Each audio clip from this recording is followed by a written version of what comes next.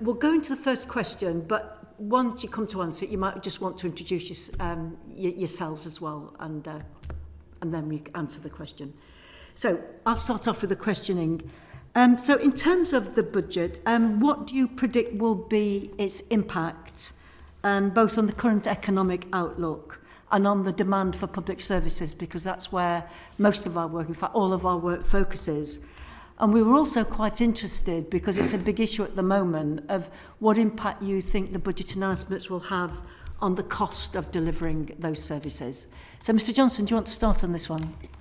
Okay, I'll have a go. I'm Paul Johnson. I'm director of the IFS. I mean, in a sense, there wasn't that much direct on public services in the budget, but there's quite a lot in there that's indirect. I mean, the big one, which I think we'll come to later, so I won't talk about now, is childcare. But the broader issues, I think, are twofold. One is the immediate, where we've clearly got some serious issues about funding of public pay requests or demands, or wherever we end up with that. Now, there is, because of what happened in the autumn, some additional money in the schools budget, which, broadly speaking, might be enough to, in a sense, fund the offer that was put. But clearly, if you use that money for the offer, then you don't have that money for the other requirements after more than 10 years of freezing spending in that area. Similar issues in health. The striking thing about health spending over this Parliament is that despite the remarkable pressures that we're seeing in health at the moment, the spending increases in real terms that we're seeing are actually below what was planned pre-pandemic. Now, they're still significant and they're real, but they are below long-term average increases, and, as I say, quite remarkably, in a way, they're below what was planned pre-pandemic, despite what is clearly higher level of demand, as not to mention the pay issues. So I think those are the sort of immediate issues for public services. I mean, the longer term ones, I think, are really around the numbers that are penciled in effectively post-election for public service spending, which bluntly, I think, are penciled in order that the numbers that are in the spreadsheet meet the fiscal rules. Because if you make any kind of reasonable assumption about what will happen to spending on health and defence and so on, you are left with cuts in what we frequently call the unprotected departments. So my presumption, I have to say, is that spending will be higher than is currently planned, either taking advantage of what may turn out to be a better public finance situation, or changing fiscal rules, or raising more tax revenue. I may be wrong about that, but that would be my presumption. So I think you've clearly got pressures in the short run, but you've also got, I think, some probably unrealistic presumptions about what spending will be in the longer run. I think the broader picture, of course, on public sector pay is that you can take it so far, but as we're seeing, there's a limit to where you can take it. We know that nurses' pay on average is about 10% down on where it was in 2010. Teachers' pay 13-15% down, particularly for experienced teachers, and the consequences for recruitment and retention, and obviously the disquiet within the professions is already very evident, and government will have to take a decision at some point about the appropriate level of remuneration in those sectors. Okay. I mean, I'd agree, as you'd expect, given the expertise, with Paul. I mean, I think for me, it's almost what we didn't see in the budget rather than what we did see, which is the biggest question for public services. So you will all know very well that the spending envelopes were obviously set before we were expecting quite the inflationary levels we're seeing. So, and we didn't see extra funding by and large. I mean, a few pots here and there, but for departmental spending, which is, of course, how you fund public services. And I think in the sort of, I guess, three huge pressures that public services are facing within those envelopes. One, of course, is increased demand, which we may come on to, driven by cost of living pressures for people, and you've got kind of direct implications of that, more people claiming benefits or top-ups to wages, and then you've got, slightly less direct or slightly more indirect, which is deteriorating health, for example, as a result of not being able to heat your home, or restrictions on expenditure on food, or whatever it might be, the stress of finances. So you're seeing demand increasing on public services as a result of the pressures that households, families are feeling. You've, of course, still got, whilst the pandemic for some may feel quite a long time ago now, we're nowhere close to dealing with the long tail of backlogs across public services. The best guess at the moment, for example, in the NHS, which is obviously where we're most evidently seeing this, is that actually we've still got missing referrals from during COVID. So by that I mean we haven't hit the peak potentially of what the backlogs could look like in elective care. So that is huge demand coming through into the system. And back when the spending review envelopes were set, there wasn't really funding put in place for continuing to tackle backlogs. Again, we have had some pots. And then, of course, you have inflation, and that plays out in two main ways. As Paul was saying, in terms of pay settlements and where we're going to get to for the workforce, which has, of course, also knock-on impacts on the ability, if you've got vacancies, to tackle the demand, but also for those departments that have large estates, for example, or large workforces, and that kind of inflationary pressure is particularly acute. So we have spending envelopes that I think, to be generous, will require more than the efficiency targets that or savings that were already built in as expectations in the spending review, which I think was 5% roughly was already expected. So I think it's going to be a really tough time for public services, but I do think that within that, and linking I think to the longer term question, how we drive productivity in public services has very much come back to the fore, and we have seen a drop in productivity in certain areas. And so health is a good example. We actually have less activity per doctor or nurse, per staff. So trying to grapple with some of these questions around productivity, what it would actually mean to drive efficiency in some of the services, and also some tough questions, I think, going forward around what's the role of public services versus perhaps other sectors or us as individuals and households. So I think that, extreme pressure, but also I think some opportunity to think about how we, as we would say at Reform, reimagine some of the public service models so that they are fit for purpose going forward and are able to operate within, sound public finances. Yeah. Okay, thanks. There raised some really interesting questions there that I'm sure we'll come back to. Just want to have two follow-up questions. They're quite tiny, so I'll ask them at the same time. In terms of the extra money that was put into the health and education budget last year, was that to pay what was the announcement that went with that, to pay the previous salary increase? I hear sometimes that, the offer that's on the table now, and we gave you the money last year, and there's a bit in my memory that is wondering whether that was to actually catch up with the previous pay increase. So that's the first question. The second was, prior to the budget, there's a lot of talk about an envelope that the Chancellor had to play about with, that there was some extra money. What happened to that? Did it vanish, or is that the extra money that was spent on public services in this budget? Mr Johnson, I'll go back to you. No. To your first question, the money, the additional money, particularly for education, that was made available was not in any sense tied to any increase in pay. It was there in order to help the school system in particular catch up with some of the cuts over the last decade, and obviously some of the considerable strain put on by COVID, and similarly with health. As far as I'm aware, there's been no specific additional money made available to fund an increase in pay in that sector either. So that is still, I think, to come. Now, I think that the proposal for a one-off increase for last year I think the idea is that that's relatively easily funded, but clearly going forward, if you consolidate bigger increases, then that clearly creates more pressure going forward. In terms of the, was there money to play with? This is always a slightly strange kind of game that you frankly get played out in the media. I mean, what happened, of course, was that the public finances deteriorated dramatically between last March and November, and that meant that forward borrowing numbers went up a lot.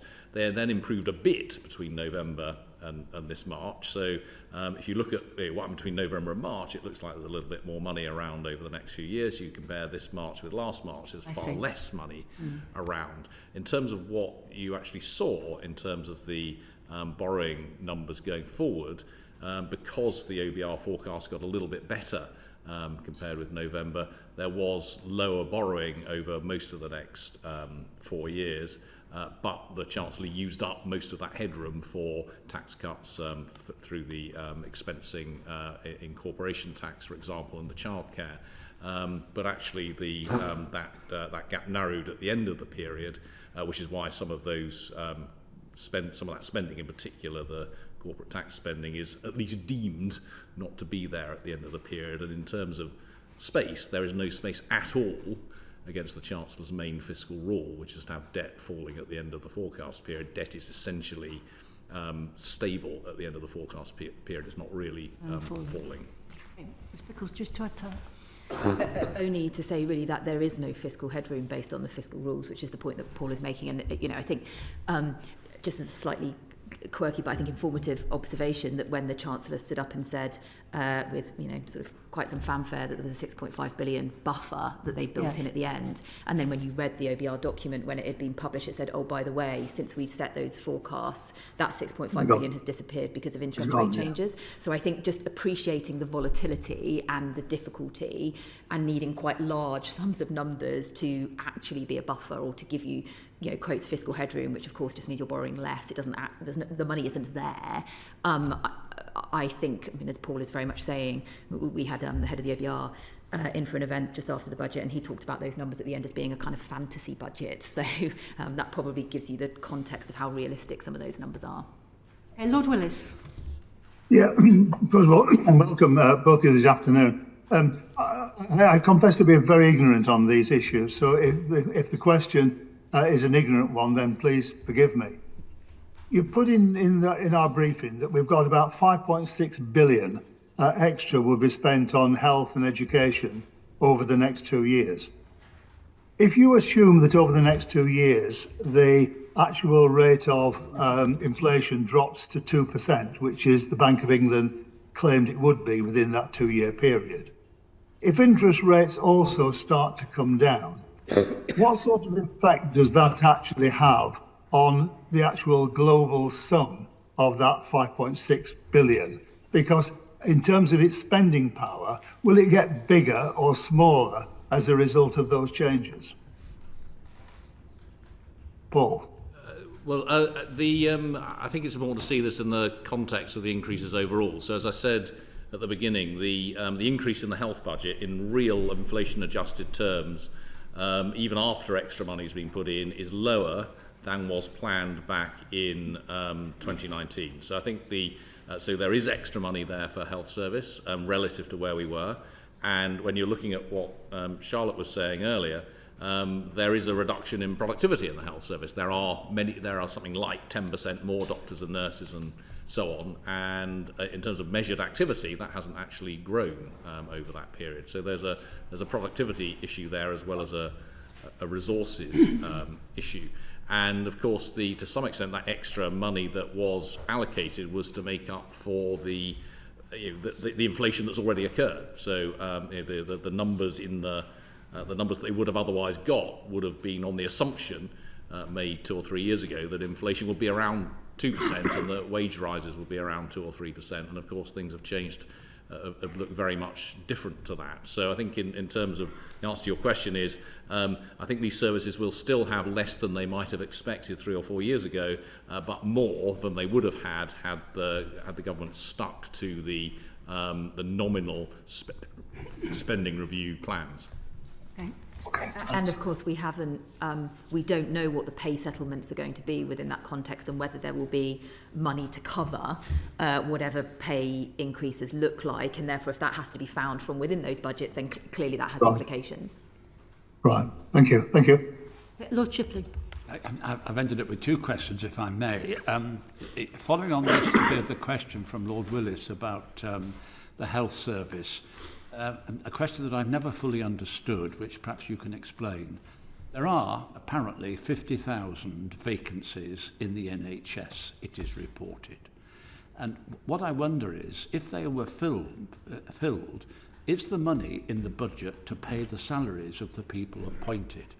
My first question. The second just relates to debt and the concerns in the last few days about rising debt and interest rates, and whether and interest rates fall, but to what extent should the public services be worried about the fact that the debt rises and interest rates are still significant, and they're taking quite a slice out of public expenditure at all levels of national government and local government as well. Sorry, but that first question is the 50,000 vacancies in the NHS. Is the money there to pay the salaries should they be filled? Ms Pickles, do you want to start on this one this time? No, my honest answer is I don't know actually if they would have allocated that. My working assumption would be there is not a pot there that is being kept available for, filling those 50,000 vacancies. So my guess is not. And of course, on top of that, we are expecting the workforce plan that we've been promised to come out, I would imagine, shortly after the local elections, which presumably will commit to increasing that workforce further, which my assumption would be that that has to be new money found. I think just it is worth, which I know is a slightly different comment, but I think it's probably worth just noting that the vacancies are very they're not evenly spread across either geographically or across the roles within the health service.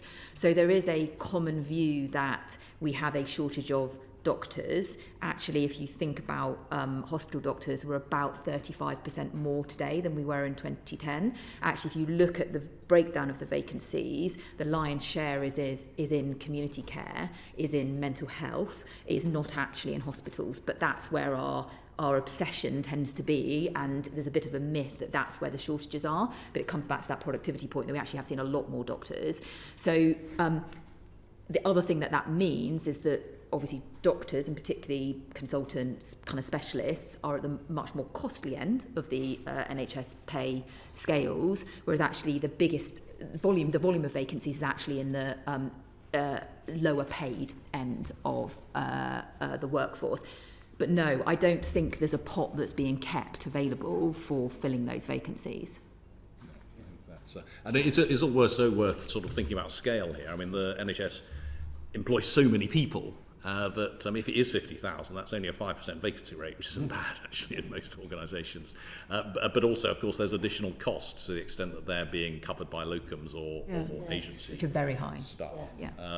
But I think the key, the most important point that Charlie made is that we have got a lot more hospital doctors, like twice as many as we had 20 years ago, and no more GPs and no more people working in the community. So we've really skewed toward secondary care and away from primary care over that time. On the sort of debt interest question, yes, I think that is a worry. I mean, look, we are in this. Why are we in this kind of extraordinary position, in a sense, where the tax burden is rising to its highest level in history, and borrowing is reasonably significant, and yet we're talking about not enough money for public services. Well, I mean, there are a couple of reasons for that. One is very poor growth, but another is the very high levels of spending on debt interest, which is rising back to its sort of highest level in about 50 or 60 years, and that's of course because so much of the debt is held in forms which are variable, index-linked gilts, which really spiked this year because of inflation. but also the debt that's held by the Bank of England. So we've traditionally prided ourselves, or the Treasury and the Debt Management Office have prided themselves on the fact we have longer dated debt than almost any other country. But of course the fact that nearly half of the debt is now held by the Bank of England means that it's essentially mark-to-market interest rates that you pay on that, and that is one of the things that is squeezing money available for public services. Lord Prentice, followed by Lord Porter. Yeah, but it was a very similar question. I was going to ask the question about if the jobs were filled in the health service, what's the effect on productivity? But I'll change it slightly to social care, because 130,000 jobs, no workforce plan, there's no career structure. You go in on the minimum wage, you stay on it for 20 years. And yet, we all know that we're an ageing society. We all know about the issues as far as care of children concerned. If we're going to deal with those problems in social care, where will the money come from? And then connected with that is you talk on a number of occasions about productivity, and everybody does. Everybody talks about improving productivity. It's a language that we've known in the health service for maybe the last 20 years. How do you define productivity in terms of healthcare? It's a great question. You may want to take the productivity question. I can certainly talk the social care, but I don't know if you want to pick that up first. You go first. Well, just on productivity, I mean, it's a fabulous question, and it is in most public services, because there clearly isn't a simple answer of saying, for example, what we end up doing is we end up saying, let's measure inputs and outputs, which of course is activity, which isn't necessarily value. And so actually what we need to be able to measure is outcomes, which becomes incredibly difficult to do. And I think so at a basic level, I mean, the easiest place to be able to measure productivity is obviously in a hospital, because you can start thinking about I've got this many nurses, doctors, and my workforce. This is what I'm putting into the system. And at a really basic level, how many hip operations or how many other elective surgeries or diagnostics or whatever it might be, what is the activity that we're actually doing? Because hospitals on the whole are focused on very tangible activities. I think the more interesting question is, what does it look like in primary care? And that becomes very difficult, because how do you measure something not happening, which is actually the outcome you want to see? So we need to shift the conversation, and actually we need to deliver the long-term plan, which is, Paul saying what we've seen is even greater focus on, and this is exactly where the money and the power and the decisions and the people are in hospitals, when the long-term plan specifically states the ambition is to shift into community and primary. And how you measure success there becomes very difficult, not least because, again, how do you measure something not happen, but over what time frames as well are you measuring that? So I don't have a good answer, I'm afraid, on that side. But I think in hospitals there is a imperfect but important measure of, if we've got more in hospitals, why are we getting less from them? In a too basic sense, but in an important sense, I think there. Yeah, But you look at hospitals and you're saying, but we're looking at the hospital system, and there may well be problems within it. There's more staff. They haven't got the shortages that people talk about. But isn't one of the reasons that the hospitals are in crisis is because of primary care not functioning properly? Absolutely. And because of community care services, they put the pressure on the hospital. So you've got to deal with the whole, haven't you? You can't. You absolutely do. There's no doubt about that. But there are also big issues within hospitals themselves. So we published a report a month or so ago looking at what's going on in A&E. So everybody's very familiar with the fact that our A&E targets, the wait times, are not quite as bad as they've ever been, because they've just marginally improved, but they're not far off as bad as they've ever been. And yet there are almost double the number of emergency doctors in A&Es compared to a decade ago. Demand has only increased by just over 20%. So this is not a problem with too many people turning up. Also, we did a proxy for our people turning up with more complex needs going into A&E, and that's what's creating delays in the system. And that's not really, because we used a proxy of conversion from attendance to admission, which would indicate there's a complex need. There is nothing wrong with our A&Es. There's not a shortage of resources. I mean, there'll be some implications of sickness and things like that, as in staff sickness in certain A&Es. The problem is patient flow through the hospital. And part of that is patient flow out of the hospital into social care, which is exactly where your system challenge comes in. But part of it is actually just that hospitals are not being well managed. And so you have a challenge with, for example, the right information is not available to take someone from this ward to this ward, or someone hasn't literally booked the transport to take someone home, or a particular doctor hasn't signed off a form that is required to sign off. This is data points that finally actually the NHS, they stopped publishing who was responsible for bed days where someone shouldn't be in that bed, where they're healthy, and well, healthy is probably an exaggeration, but where they're fit to go home, but they're having to stay in a bed. And they used to publish that data and they stopped, but they did a bit of a data dump just before we published our A&E paper. And we think somewhere in the region of 40% of those days, which is a lot of bed days and freeing up capacity, boosting productivity, are actually down to NHS responsibilities, not social care responsibilities. And a big chunk of that is down to, are these places being managed effectively? And so there is definitely if you like, a purist sense of productivity challenge in there. And if you look at what has happened to staffing levels in the NHS, actually, I mean, we've just heard, so doctors have gone hugely up in the last decade, 12 years. GPs are basically stable, which is a huge issue and a big problem. Community nurses are slightly lower, as are maternity. Managers are significantly lower, and it's a really unpopular thing to say, and I'm not talking about people sitting in HQ, I'm talking about operational managers. We have a real issue in the NHS about both the quality and capacity of really good operational management. And ultimately, if you think about the complexity of a hospital or a trust, or now take it to an ICS level, good management is going to be absolutely fundamental, and that is, I'm afraid, not well enough put in place at the moment.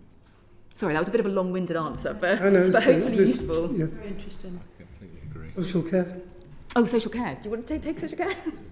Well, what was the question on social care? I should start by saying I completely agree with everything that Charlie's just said. It's absolutely management. It's management of staff, and the NHS is, in many aspects, a very poor employer. You only have to look at the staff survey results, and indeed in the NHS's own plan, it basically says we're a terrible employer, and that is not good for productivity.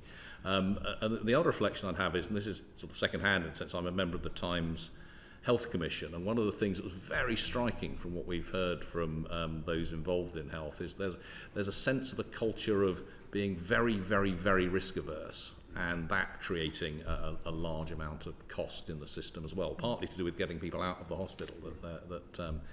Exactly where the responsibility of the hospital and the social care system sits depends to some extent on how those decisions are made, and very often they're made with a very, or so I'm told, I mean this is second-hand, with a very in a very kind of cautious manner. On social care and the workforce, I mean there clearly is a major issue with the social care workforce, partly associated with a loss of staff via as a result of Brexit, and partly just a result of the very tight labour market that we have at the moment. Now it's interesting you mentioned the minimum wage, and that's creating problems for social care and other sort of industries, in the sense there's been a real squeeze in the gap between someone on sort of middle earnings and someone on the minimum wage, and the minimum wage has gone up, and then there's a sort of concertina effect above it, so that actually some organisations and industries are finding it difficult to persuade people to take more responsibility, because the net increase in their wage isn't terribly much, but it also means that there can be little scope for real progress, and that's true in social care, and it's true elsewhere. But it's also, again, it's not just wage; it's also the pressure and pleasure you can get from work if you're only getting 15-minute appointments and having to rush between different areas between different homes in order to do that. Then clearly the workforce is going to find that much less worthwhile than periods past when there was more funding and the capacity to put more real sort of love, as it were, into the work. In terms of the overall, I mean, looking broader at social care, we've clearly had a period. We're still in a situation where many fewer people are being able to access public social care than was the case 15 years ago, because not because of the means testing, but because of the needs testing, which has become sharper in order to ration what's available.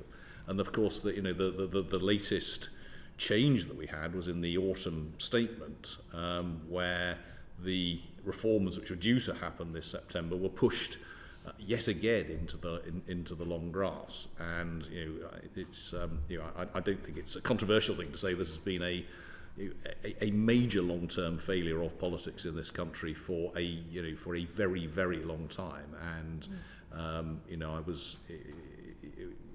it's hard not to be angry about the way that that's happened. Lord Porter. Thanks. I've got a few points, which is very odd because this is a very depressing subject, and no disrespect to our two witnesses, I'm even more depressed now than I was before I started. Do you think it would help if we had 151 officers operating in hospitals like we have 151 officers operating in local government? I think you might have to explain what that is as well. It's the one that stops the organisation spending money willy-nilly. Okay.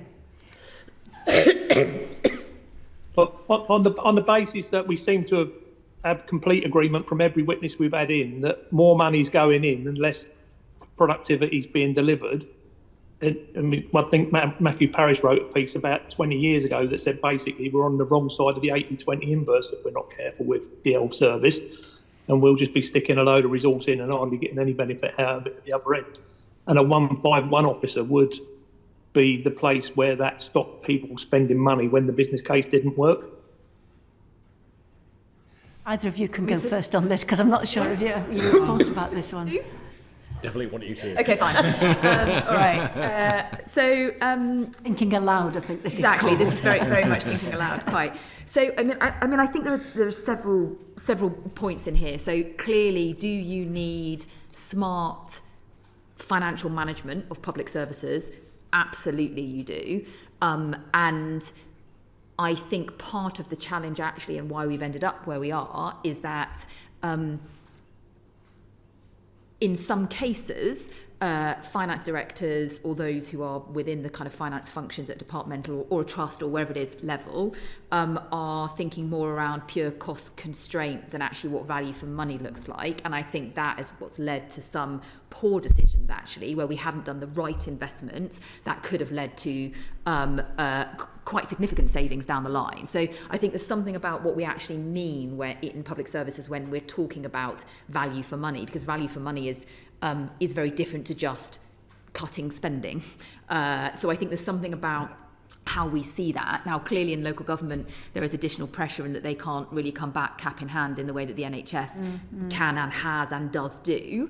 So, I guess foundation trusts or foundation hospitals would have been the obvious example of the attempt to create much firmer budgets. I think, the positive thing that at least we're seeing within certainly NHS England is that there is a much bigger focus on productivity, efficiency, how the money is spent than I would say we've seen for quite some time. And I think that's promising.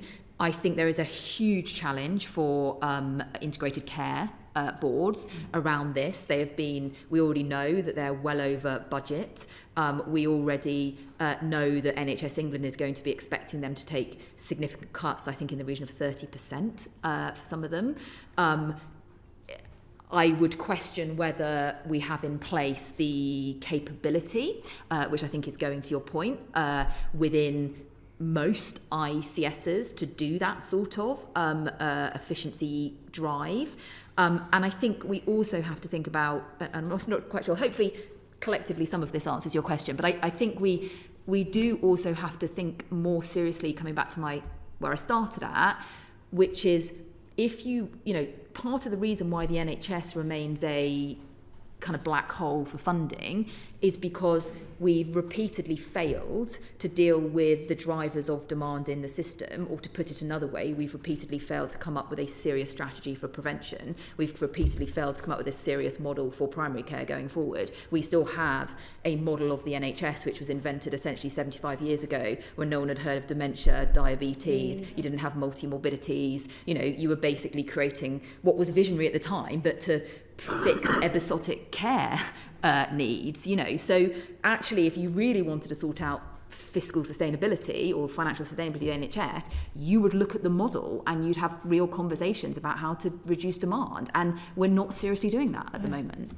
Sorry, that was, again, a bit of a roundabout it's very way of interesting. answering No, it. perfect answer. Mr. Johnson, do you want to come in?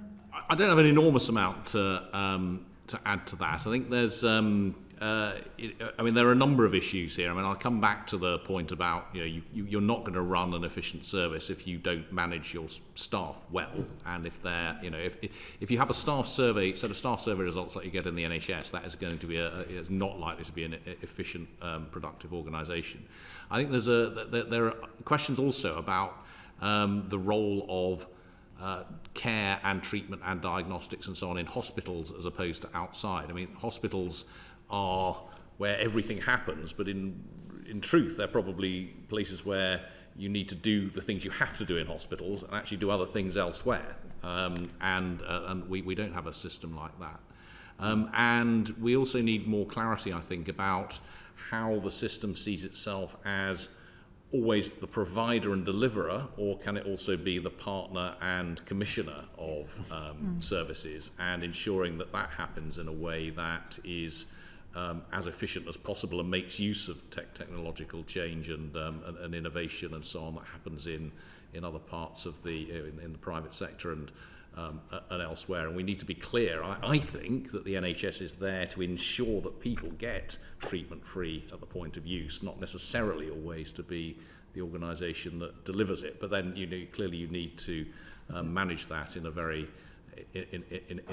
careful way.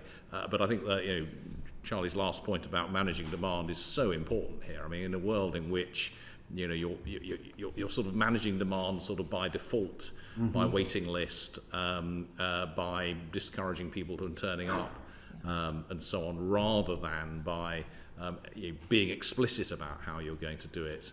The costs of that in the long run are potentially very high indeed. And to come back again to something that Charlie said in answer to an earlier question, it is really, really worrying, I think, the extent to which we still have millions of people who didn't turn up for treatment during COVID, who still haven't turned up.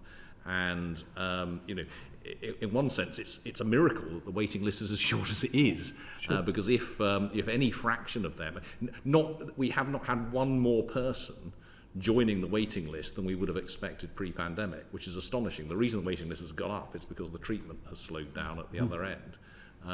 And there is who knows what's going to happen as a result of that, but that could, if that takes off, and this is why Sajid Javid, when he was Health Secretary a couple of years ago, whenever it was, said that he thought there was a risk of a 12 or 13 million waiting list, and that was on the basis of only a fraction of those who missed treatment during the pandemic turning up.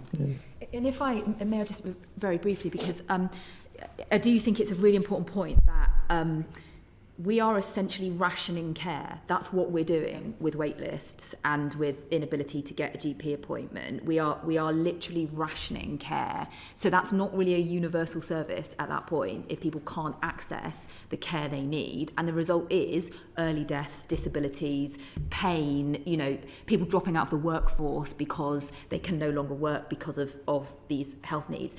But just coming back to the observation that we're being rather depressing here, I would like to say that there are quite a lot of examples internationally of different ways of approaching health which are delivering much better outcomes at lower cost. And I think part of the challenge, if I may, is to say that I think we've had too much of a sort of exceptionalism view of the NHS, and actually we've been reluctant to look at other countries. And I'm not talking about, creating a private insurance system. You know, if you look at some of the stuff they're doing in Singapore around digital and public health, if you look at Israel and home hospitalisation and the use of technology, you look at, you know, Finland, Denmark, Spain, they've all got examples of things we could be doing better to deliver the model that we all know we need, which is greater community care, greater self-management, greater use of technology, which can lead to some of that demand reduction.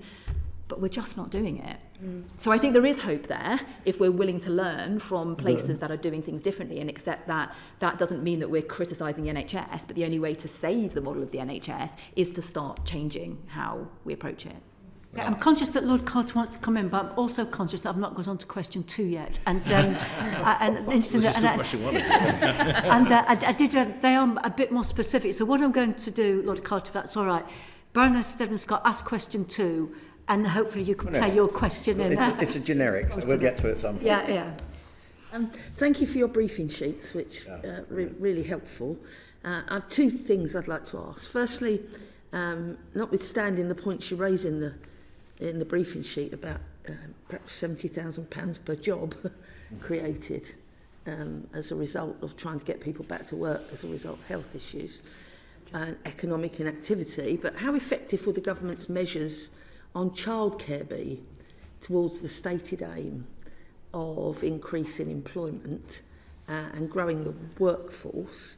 And my second point is there a way, I'm not asking you how, but do you believe there's a way to create a new childcare model?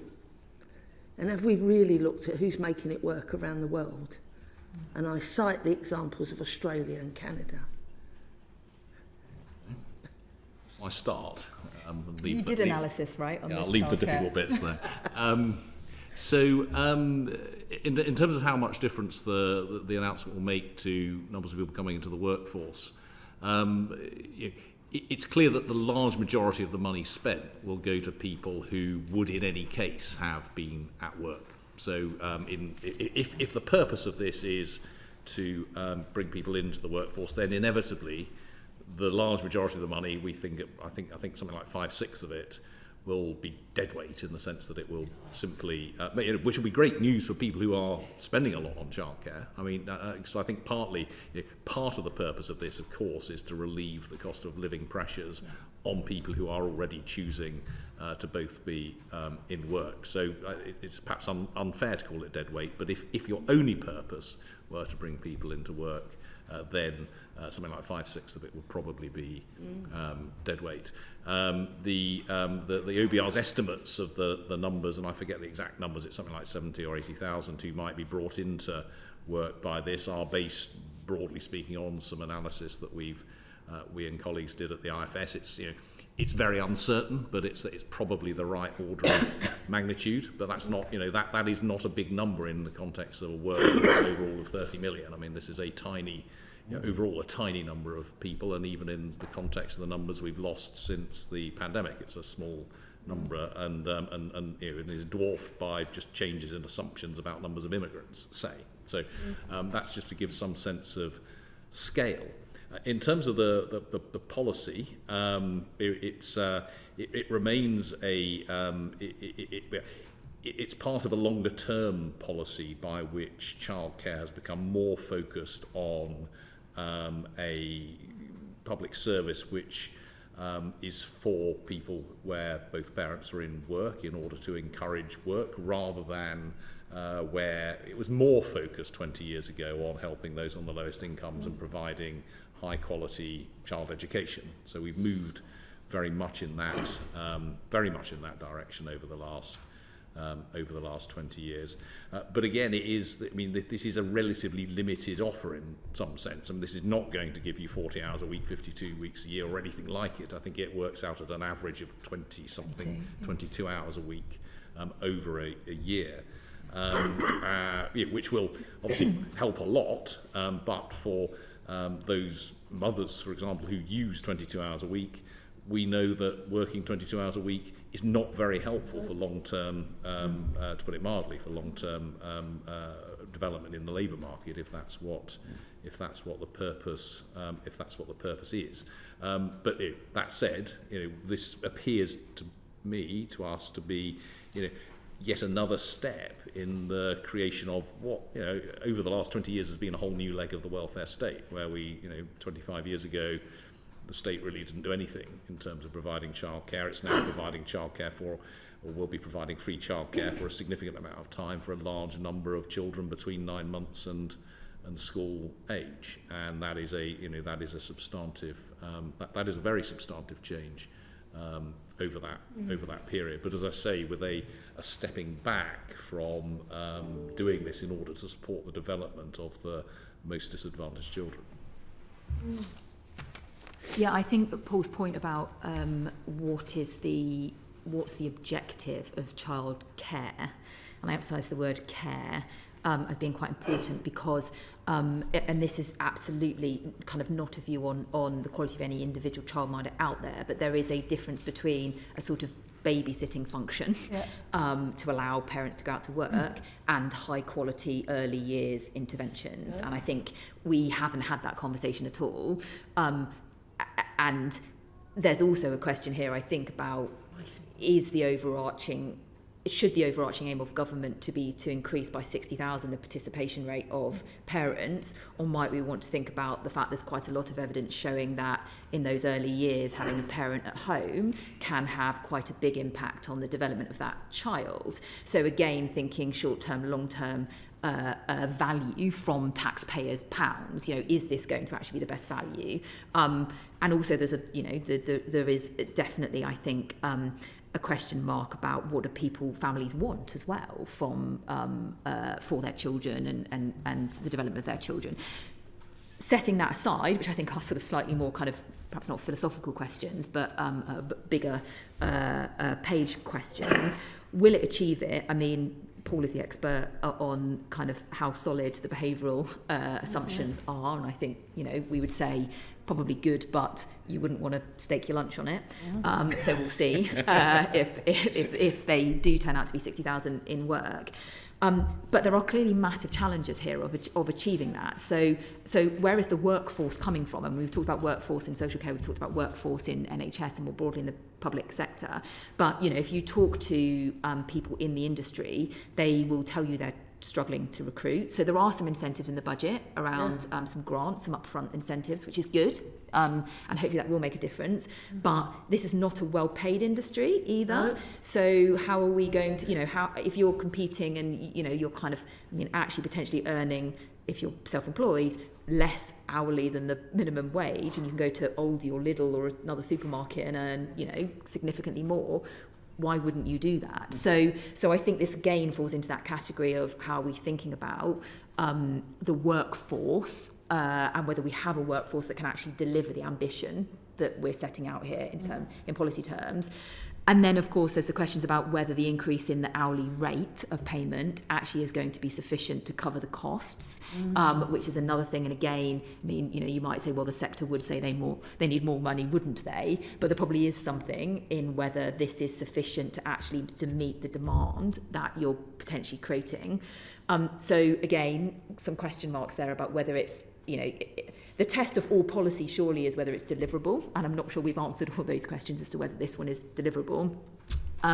So I think there are some quite big issues that we need to think about. I think the one thing I would want to say, which I think is fantastic, that was in the budget, is pulling forward the childcare coverage for UC claimants. So for benefit claimants, now getting that money up front rather than arrears is actually really quite a game changer, I think, and I think will make a big difference. I think it's really positive. Also, the fact that the amount you can claim in universal credit has been uprated by CPI to actually from when it was being frozen. So the amount you can now get in UC is hundreds of pounds more. So I think that actually the bit that is targeted at low-income families within the means-tested system is actually really positive, and hopefully we will see a shift of people into work from that. But obviously that's a much smaller element than the much larger amount of money that is going to those who are already in work. I guess I would probably be, I mean, I don't have children, but I'd be maybe slightly more sympathetic to saying that there probably are some middle income families for whom, you know, you might have a woman working to basically pay childcare costs. So I think there is some value in recognising the system is quite fundamentally broken in terms of costs, which I know you would say as well. But, well, that's essentially what I was saying. Exactly, in recognising that it's dead weight in. It comes back to what's your purpose, right? What are you trying to achieve with this? Yeah. So I think there are some questions there as well. And on the internationally, and is it, you know, the childcare model is much like the social care model, right? It's broken. It doesn't work. There's not, you know, we're paying the workforce peanuts to do really important caring jobs, but we can't seem to work out a system that actually would enable you to have higher wages in these really vital roles, yet the private market isn't really stepping up to kind of come up with an alternative solution. So if there are examples, and I don't know, I've not worked on kind of childcare models around the world, but if there are examples where countries are doing it better, then my goodness, of course we should be going and looking at them and seeing if we can improve the system, because it's not really working. It's really expensive. We spend a lot actually on childcare. People forget that in this country for far worse outcomes. Much like is the case in a lot of our health. Thank you for that. You've got people who are paying more for their childcare than they are for their mortgage.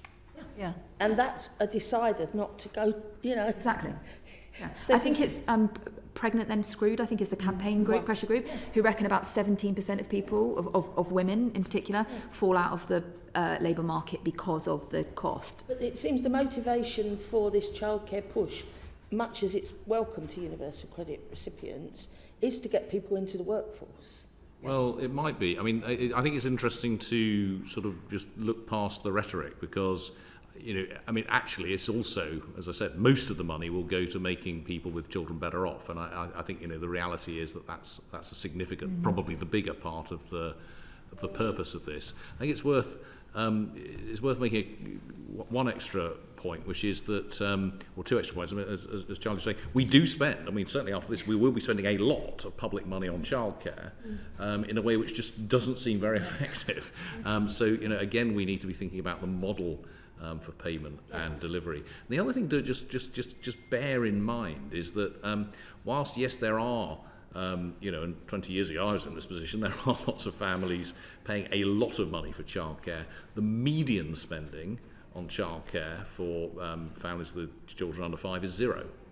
So most families are not. Now, that's partly because it's so expensive they're deciding not to do it. But actually, you know, it is a relatively small minority of families who are spending a very large amount on childcare. The costs may be pushing others away from spending money on childcare, and even given the availability at the moment, quite a lot of families aren't using the maximum available. Now, some of that may be because there's other costs involved. So we do need to keep those facts in mind. The average family is not spending a lot on childcare. But it may be that's because it's so expensive that they feel pushed out. But it's not the case that the average family is spending that. But there are, you know, 20% or whatever who are spending a very large amount. Lord Shipley, let's introduce the next topic as well, and then we can... Thanks. Yeah, on the same day as the budget, that there was published the Health and Disability White Paper. You both made comments around that time on the issues around work capability assessments. And I just wondered if you could say a bit to us about what you think the assessments, the changes to capability assessments are going to have for the people who receive health-related benefits and for their participation in the labour market. So what will the impact be on the labour market as well as on them personally? That's, I don't know the answer. I mean, I think this is a very, to use a yes ministerish term, courageous policy, you know, in the positive sense as well as in the sense that it's quite risky. So in the positive sense, I mean, what's happening here is the idea is that you essentially move to a single disability payment, which is not related to work capability, and which looks a bit like the way that personal independence payment works at the moment. Now that's positive because at the moment a lot of you get a significant increase in your universal credit payment if you get this work incapacity element to that. So there is an incentive on you to show that you can't work, and that may we don't have, I think, anything like positive, strong evidence on this. That may be taking some people further from the labour market than we would like. The reason I say that it's risky is, I think, twofold. I mean, one is if you look at the numbers of people on incapacity and disability benefits over time, it is that personal independence payment group that has just gone ever upwards. So we're moving all of it into that group, as it were, that's been moving ever upwards. So there is a risk that some of the people some more people will move into that category.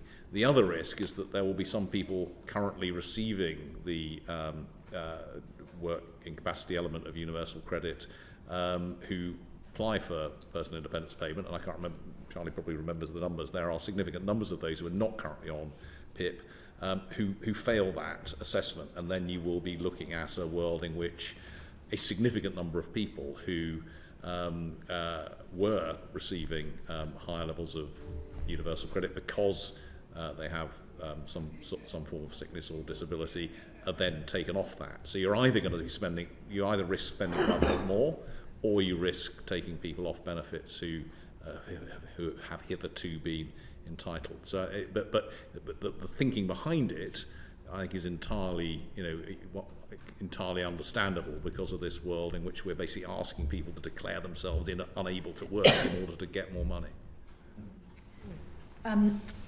So I'll declare an interest in that we wrote a paper back in, I think, 2016 recommending almost exactly this policy called Working Welfare, and I recommend everybody reads it.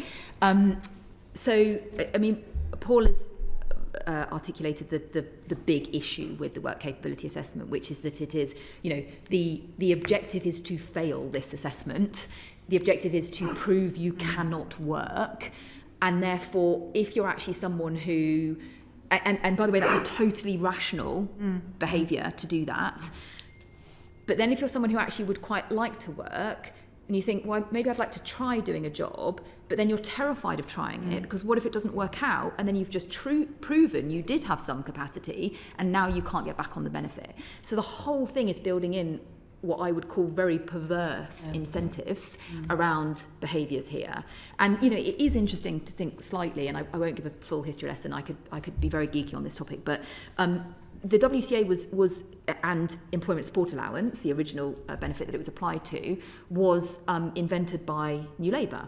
And it was John Hutton at the time who said, you are more likely to die or retire on incapacity benefit, which is obviously its predecessor benefit, than ever move into work once you're on IB.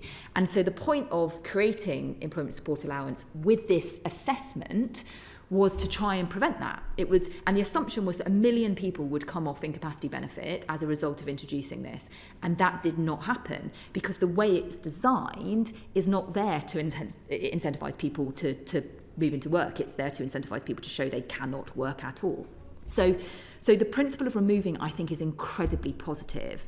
And I think the question about what could that do for labour market participation, Paul's absolutely right, we really don't know, because this is really quite pioneering globally. This is one of the actual few cases where we are trying to do something ahead of the curve, because, so many countries around the world have seen the same increase in disability benefit claims or caseloads. So I don't think we do know, but this certainly removes one of the significant barriers to being able to try work that is in place at the moment. I think that the second thing that's worth thinking about here is that it will only work if there is the right support services, though, in place to actually enable those people who are who have a health condition or a disability to move closer into and then sustain work. And I don't think we're in a position yet where we have the right support services. In terms of the risks, and again that Paul identified, I think there are probably two main unanswered questions in that white paper. One is how you apply conditionality, because conditionality at the moment is dependent on the category you're put in. So if you're in that category that says yes, you failed the work capability assessment, you get this additional amount of money. Not only is it you get this additional amount of money, but it's also bye-bye, we're not going to require anything of you anymore, we're not going to provide anything for you anymore, essentially. What happens now if you don't have that indicator as to whether you're going to start requiring people to engage with a work coach or a support program or some type of service? And that hasn't been decided. And obviously you get into quite tricky territory of applying conditionality to people who have a health condition. The other thing is this question about notional losers, and I think it's important to say notional losers here because the working assumption is that there will be transitional protection as there was when universal credit was introduced. So in theory, no one who's currently in receipt of these benefits is likely to lose out any money. The question is new people coming through, and of course they've given themselves, well done to DWP, a very long period of time to actually get this right. They've obviously learned from universal credit and built in a good time frame. And the majority of the people who are unlikely to be eligible for PIP, which again is important, that PIP is about extra costs. So if you don't have extra costs relating to your disability or your health condition, you won't get PIP. And the big increase in the caseload of UC or ESA has been in mental health, and the lion's share of that, so it's about half of the caseload now is mental health on these benefits, and the lion's share of that is a category called behavioural and mental and behavioural disorders, of which most of those means depression and anxiety. And most people don't have extra costs because they have depression or anxiety.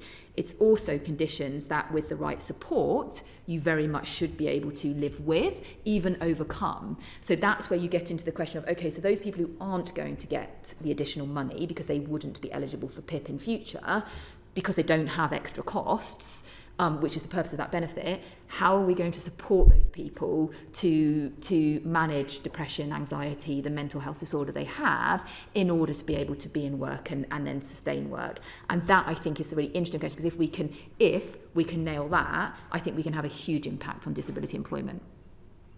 Very interesting. Lord Cotter, do you want to come in? Which I sort of... Yeah, well, I was really... a couple of points, really. Just on the quantity of labour that's available in the market, is there a model for the whole economy? I mean, you make the point that I think 70,000 jobs coming in if we get the childcare right, and then 245,000 net migration a year. I mean, basically, are we going to run out of labour? Well, I mean... because particularly in public services, where it impacts low wages and that end of it. I mean, in the end, the economy will come to some sort of equilibrium. And don't forget that, in other parts of the woods, I get asked, are we going to run out of jobs because of AI and so on? And I guess I think in the end we will get to an equilibrium where we're neither running out of jobs nor running out of labour, because we will have to increase the wages in those areas, or companies will have to increase the wages in those areas where they're really necessary. Or the sectors will dwindle. Now, that may mean that the structure of the economy changes. So, if we can't bring in migrant labour to pick strawberries or what have you, then we won't have any strawberry farmers, and we'll come into equilibrium in that way rather than in equilibrium by bringing more people in to pick the strawberries. Nothing against strawberry growers. And it's another way of sort of asking that sort of question, or thinking about the counterfactual, is what would have happened had we not had the several million additional immigrants over the period from the year 2000? Will we just have a very different economy to the economy we've got at the moment? And I don't know in what way it would be different, but we wouldn't be sitting here thinking, my God, we're 5 million workers short. We would just have a different sort of set of different set of services and goods being produced, and a different structure of our economy. Now, it's not a particularly helpful answer, but I think but the question is, would it be less prosperous? Sorry, would it be less prosperous then? If we want growth.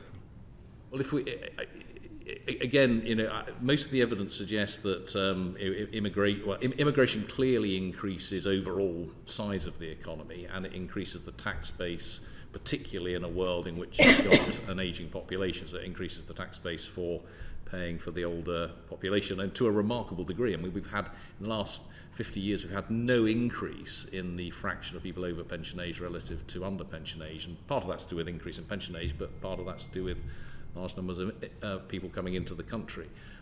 What it does for average productivity per worker, much less clear. It may be that had we not had this additional labour, often some of them working in relatively low paid jobs, we would have been forced into higher levels of capital investment and higher levels of productivity. But that is speculation, and the truth is that most of the sort of economic modelling of this kind of thing is done off the basis of marginal changes or over short run, and it's really, really hard to sort of determine what the long run sort of impact on the economic equilibrium is of that kind of thing. In the short run, in response to your question, yes, I mean, you know, we clearly are running out of labour in things in areas like social care at the moment, because we've had a sudden change in numbers of people from other countries in particular coming in, and a sudden change in the demand for labour from other parts of the economy, and that's been very hard for a service which is constrained by public spending to adjust to. In other parts of the economy, in the private sector, you'll get adjustments through changing the way that things are done, or by increasing wages, or reducing services in a way which doesn't look, you know, quite the same as where you've got you've got effectively a public service where you're trying to deliver within a fixed budget. That's different from what you see in the private sector. So continued pressure, really, for the foreseeable future. I think if I may, I think the assumption, though, that to drive that greater prosperity, we must have more people. I mean, clearly, when you have businesses with assumption. No, exactly. But I think absolutely. But I think there has historically been an assumption around that. But part of the challenge, which Paul is saying, is that if you compare us internationally, both in terms of capital investment and investment in skills, we don't fare very well. So actually, we haven't really been investing either in human capital or kind of physical or technology in the same way as in the way we should have been doing. There's all sorts of brilliant tiny examples, like if you go to a supermarket on the continent, most of the pricing on the shelves will be electronic, whereas if you go to a supermarket here, you have to have someone going round and replacing pieces of paper.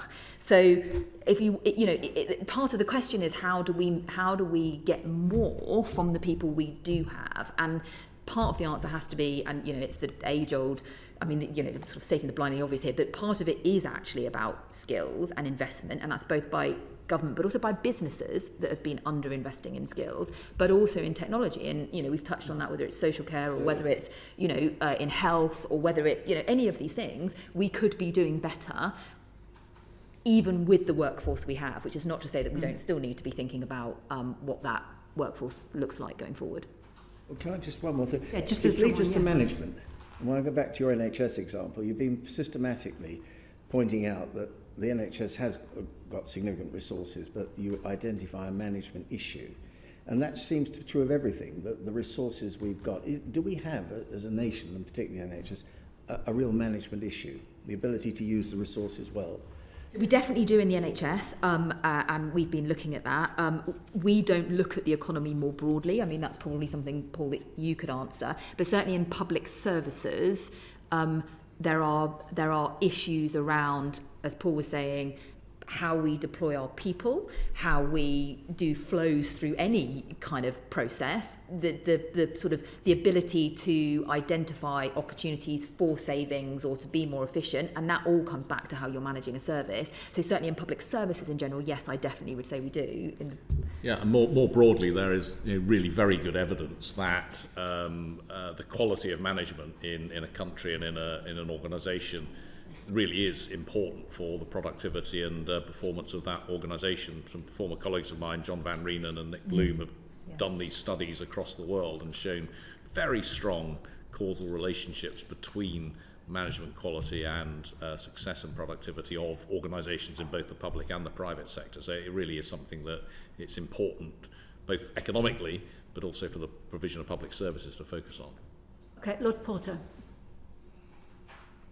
Thanks.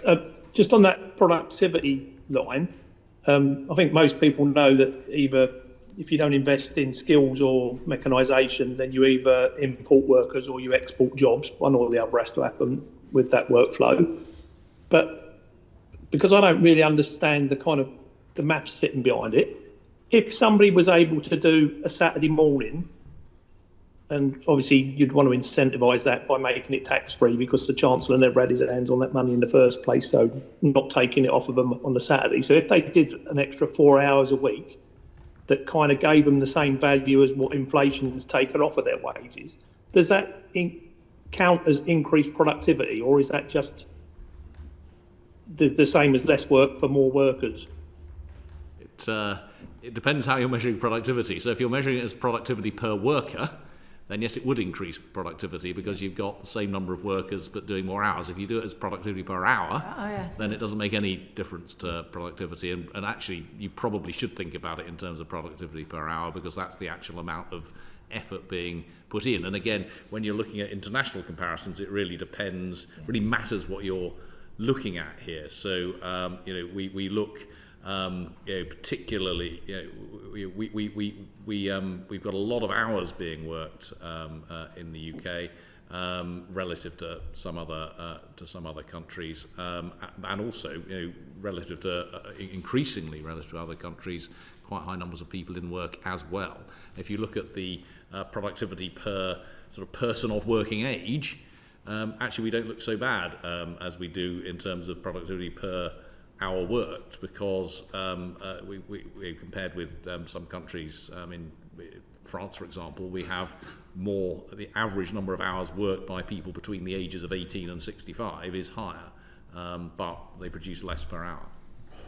So mechanisation is going to be the only way then, isn't it? If that's what we're aspiring to reach, is the level of productivity of a place like France, then the only way we can do it is by increasing the number of people who invest in machines that end up decreasing the number of people working. Well, it's a combination of you need education and skills. You need investment in all sorts of things, not just mechanisation, but in processes. It's just I'm a bricklayer by trade, and telling me to have a degree won't make me lay more bricks. The degree is the thing that stopped me having to lay bricks. No, So but if I want somebody to lay bricks, they don't need more education. They need more hours to work more faster. But you might have people who are more skilled at bricklaying than others.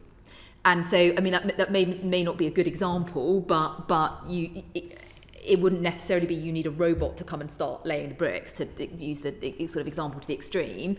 It may just be that there are some new methods. Again, I'm probably clutching at straws with the brick example in particular, but they necessarily mean getting a degree, or even thinking of it in an academic sense. It's just, have we got people who are skilled for the roles we want them to do, and how are we then deploying those skills in the most effective and efficient way? And I think there's still question marks over that before you even get to and can we automate things, and can we use technology to speed up processes and all that sort of stuff. So I think it is probably a combination of those two things. I'm really conscious I've already gone 2 minutes over the time, so I'm sorry, I'm going to close it there. That's Lord Willis and Lord Prentice, who I'm depriving of another question. But I do think it's been a very wide-ranging discussion, and I hope that the issues that you might have raised have been answered in the discussion so far. We're very grateful to you both. I think I can certainly speak for myself. I've certainly increased my understanding of what is quite a complex issue, and you've delivered it in a way which even I found easy to understand, and it's not my strongest suit. So thank you very much for your time and the contribution you've made to the committee. I will close this part of our meeting. Thank you. Thank you very much.